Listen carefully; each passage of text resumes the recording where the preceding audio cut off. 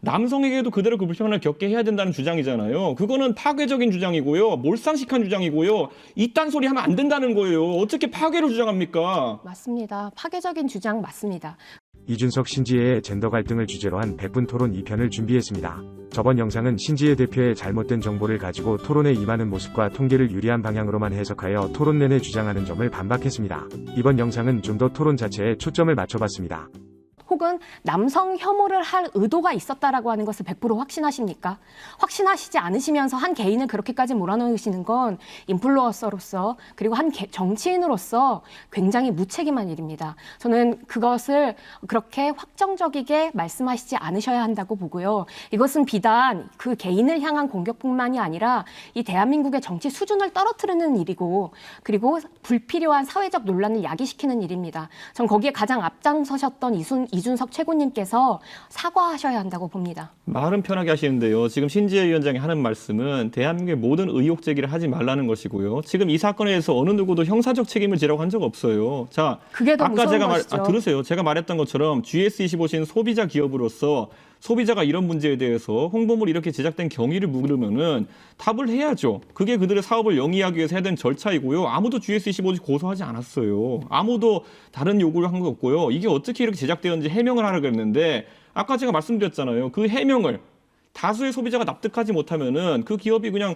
그 피해를 뒤집어 쓰는 것이고요. 스타벅스는 본인들이 그걸 해명할 길이 없다 싶어가지고 무조건 배상하고 잘못했다 하는 겁니다. 근데 이 GS25C가 지금 할 수 있는 대응이 여러 가지가 있어요. 자, 근데 이번 사건에서 계속 대응 과정에서 어떤 일이 반복되었냐면은 이미지가 잘못되었다는 지적이 나올 때마다 또다시 그 손 모양이 들어가는 표식이 들어간 다른 형태로 변형을 해왔다는 것이죠. 그렇기 때문에 소비자들이 화가 난 것이지 소비자들이 다 사이코가 아닙니다. 이 사람들이 처음엔 이게 어떻게 된 것이냐 우연일 수 있으니까 해명을 들어보자 했더니만은 바꿨는데도 이해할 수 없는 표식이 들어가 있고 우연히 겹치면은 이거는 다르게 해석할 수 있는 여지가 있다고 해서 강하게 나오는 것이지 처음부터 이걸 보자마자 사람들이 확신하고 움직였냐고요? 아닙니다.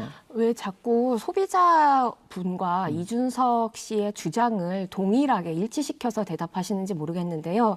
모든 소비자나 모든 대중들이 그것을 보고 남성 혐오 표식이다라고 생각하지 않습니다. 그것은 매우 일부에 불과하고요. 온라인 안에 떠돌고 있는 그런 루머를 자꾸 공적인 영역에서 언론에서 말씀하시는 것이 바로 이준석 최고입니다. 이준석 최고의 그런 선동이나 혹은 한 개인에 대한 어떤 몰아가기는 매우 지양해야 할 지점이기 때문에 저는 문제의식을 가지셔야 한다고 보고 있고요. 자, 일단 여기서 끊고 가겠습니다.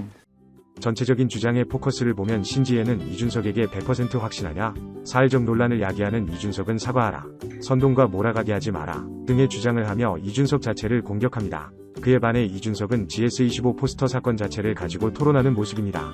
소비자들의 의혹 제기에 GS25는 제대로 된 해명을 했어야 했고 해명이 소비자들을 이해시키지 못했기에 소비자들이 강하게 반발하는 거다.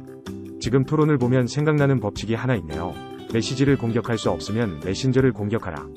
혐오나 차별에 대해 가지고 제가 3년 전에 MBC 라디오에서 신지혜 위원장이 한 프로그램 할 때 그때 신지혜 위원장이 확신을 가지고 그때 이수혁 사건에 대해 가지고 여성 혐오라고 이야기하셨죠. 예. 그런데 대법원 판결이 얼마 전 나왔습니다. 자, 그때 사건을 다시 짧게 상기시켜 드리면요.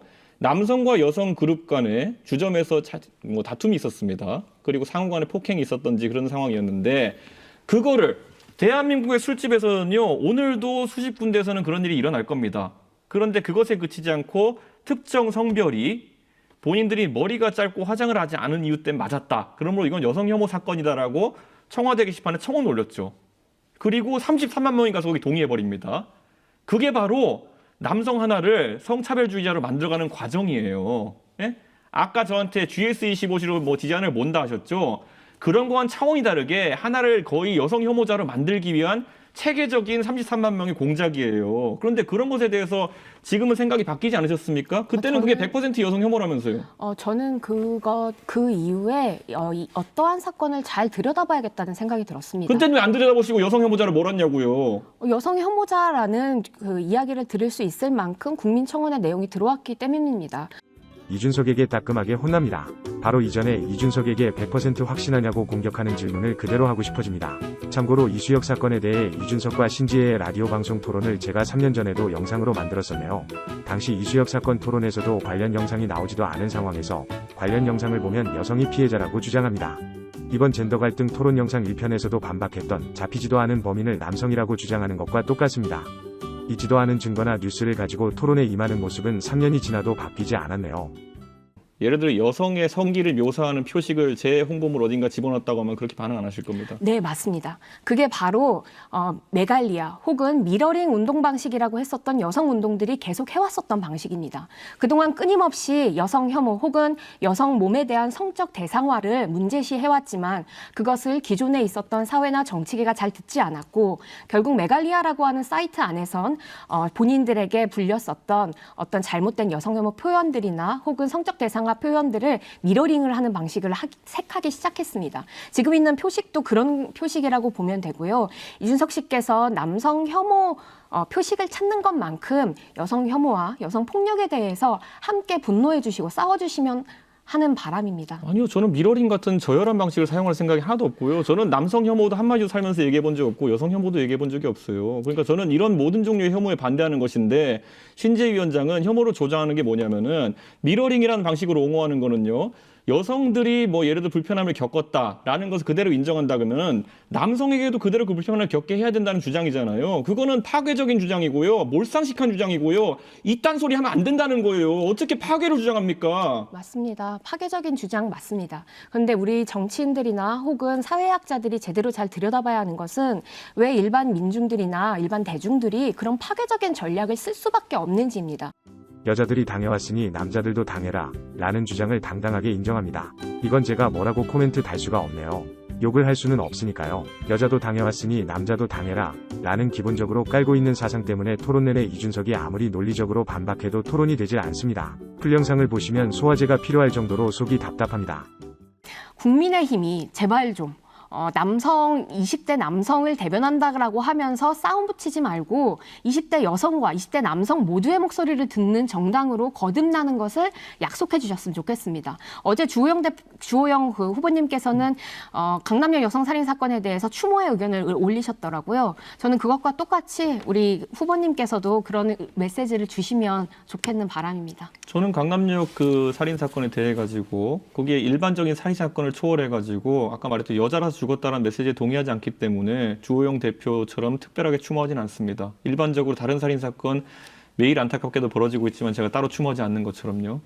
신지혜는 이 토론이 끝나고 바로 다음날 이준석이 강남역 살인사건 피해자에게 추모 메시지를 남기지 않는다며 일부 몰상식한 네티즌들과 묶어서 비판합니다.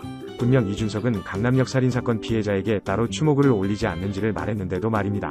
2019년 기준 한 해 동안 일어난 살인사건은 약 300회입니다. 살인사건 외에도 안타깝게 죽는 분들은 수없이 많을 겁니다. 이준석이라는 개인이 일일이 이 수많은 피해자들을 위해 추모글을 올릴 필요는 없겠죠.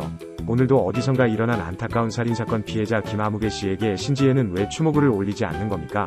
강남역 살인사건 피해자의 죽음은 특별하고 다른 살인사건 피해자분들은 특별하지 않으니 강남역 살인사건 피해자에게는 꼭 추모 메시지를 남겨야 한다고 생각한 건 아니겠지요? 여자라서 죽는다라고 하는 그 일반 여성들, 대중들의 목소리를 제대로 듣지 않고 여자라서 죽는 것 아닌데? 라고 하시는 건 정치인의 태도가 아닙니다. 그렇게 주장을 하시려면 차라리 유튜브를 하세요.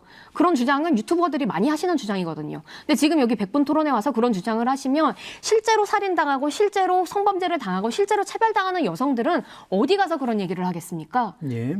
아니 마지막입니다. 정신 나간 사람이 사람을 죽였는데 그걸 여자라서 죽었다라고 치환하는 것 자체가 젠더 갈등 프레임 만드는 것이라고 얘기했잖아요. 정신 나간 사람은 여성도 죽이고 남성도 죽입니다. 저는 그 어떤 종류의 살인 사건도 일어나면 안 된다고 생각하는 사람인데요. 그걸 여자이기 때문에 죽었다고 하려 그러면요. 대한민국의 살인 사건 통계에서 여성이 더 많이 죽었어야죠. 그런 것도 제 차례입니다. 그리고 저는 기본적으로 여자라서 남자라서 이 프레임 만드는 것 자체가 사실 지금 굉장히 대한민국의 페미니스트 운동하시는 분들이 그런 감수성이 약해서 그렇지 미국에서 이런 사건에 대해 가지고 인종을 붙이고 이러잖아요. 바로 대형 갈등으로 비화돼요. 그러니까 저는 그런 건 굉장히 조심해서 말씀하셨으면 좋겠고요.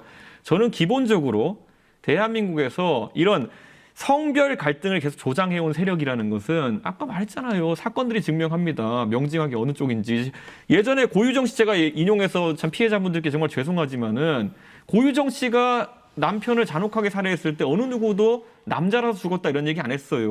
오히려 그 사건이 남자라서 죽었다에 가까운 사건일지도 모르겠는데 그렇기 때문에 그거는 젠더 갈등으로 비화시키지 않으려는 노력이 굉장히 중요한 겁니다. 그건 고유정 씨가 제가 봤을 때는 굉장히 잔혹한 사람이고 정신 나갔기 때문에 살인을 저지른 거지 여자라서 남자를 죽인 게 아니에요. 왜 자꾸 그런 프레임 만드십니까? 이준석의 발언처럼 피해자를 굳이 여성과 남성으로 나눠서 여성이 죽거나 다치면 여자라서 남자라서 라는 프레임으로 젠더 갈등을 조장하면 안 됩니다. 계속 피해자의 성별을 고집하는 신지혜에게 묻고 싶습니다. 피해자가 여성이면 가해자에게 더 큰 벌을 줘야 된다라고 주장하는 건가요? 여성을 죽이면 사형, 남성을 죽이면 5년 이런 식의 형벌을 원하는 겁니까? 피해자의 성별이 아니라 가해자의 죄질로 형벌을 내려야 한다는 것은 너무나 상식일 텐데 말입니다. 긴 영상 끝까지 시청해주셔서 감사합니다. 구독과 좋아요 부탁드리고 그럼 수고요.